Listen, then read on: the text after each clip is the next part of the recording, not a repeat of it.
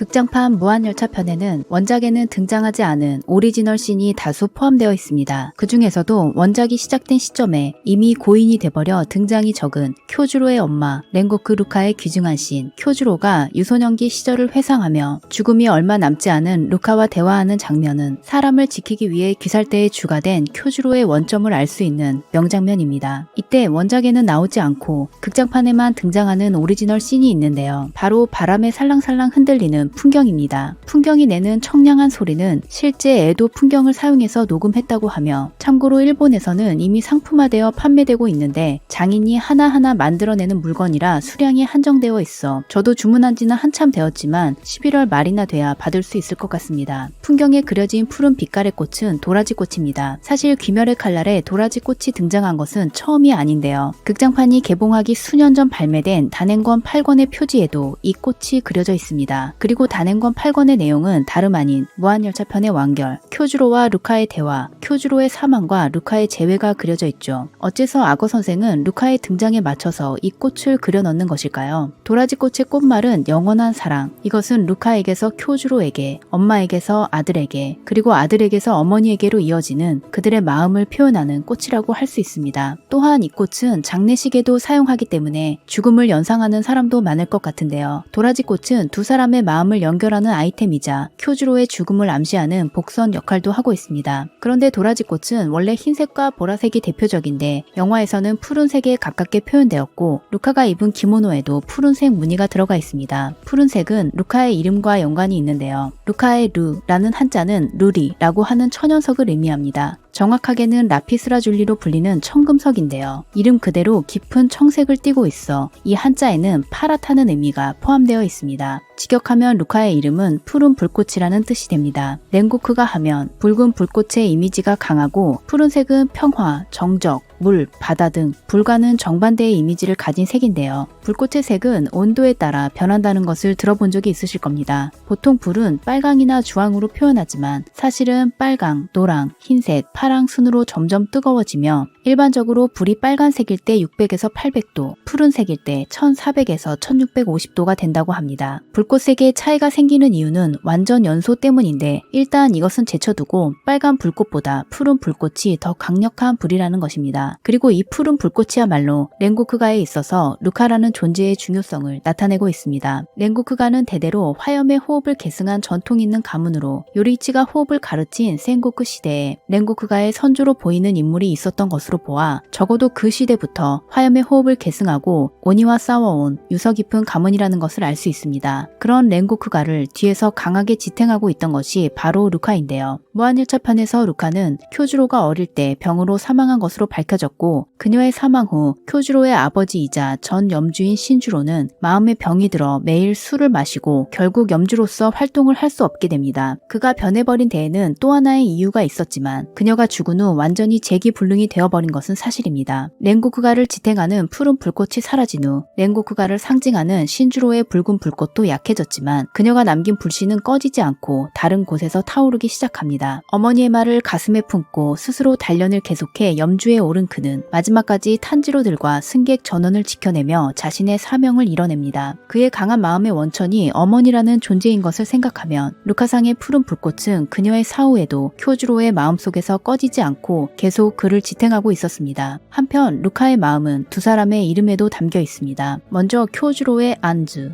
이것은 살구를 가리키는데요. 살구꽃은 혹독한 겨울을 견디고 아직 추위가 남아있는 이른 봄에 개화하는데, 겨울의 추위를 견디며 꽃을 피우는 것은 상상 이상으로 대단한 일로 불굴의 정신이라는 꽃말이 붙여졌습니다. 렌고쿠의 인생과 그의 마지막 그대로라는 느낌입니다. 그리고 센주로의 이름은 오래 계속됨, 장수의 의미가 담겨 있는데요. 불굴의 정신을 가진 쿄주로는 아카자와의 전투로 사망하지만 센주로는 귀살대가 없어진 후에 자손을 남겨 렌고쿠가의 혈통이 끊어지지 않도록 했습니다. 비록 호흡을 계승하는 것은 이루지 못했어도 그가 있어 100년 후에도 렌고쿠 가문은 남아있죠. 두 아들은 부모의 바람대로의 인생을 살았다는 생각이 듭니다. 그럼 저는 다음 영상으로 돌아오겠습니다. 구독과 좋아요는 큰 힘이 됩니다. 영상을 시청해주셔서 감사합니다.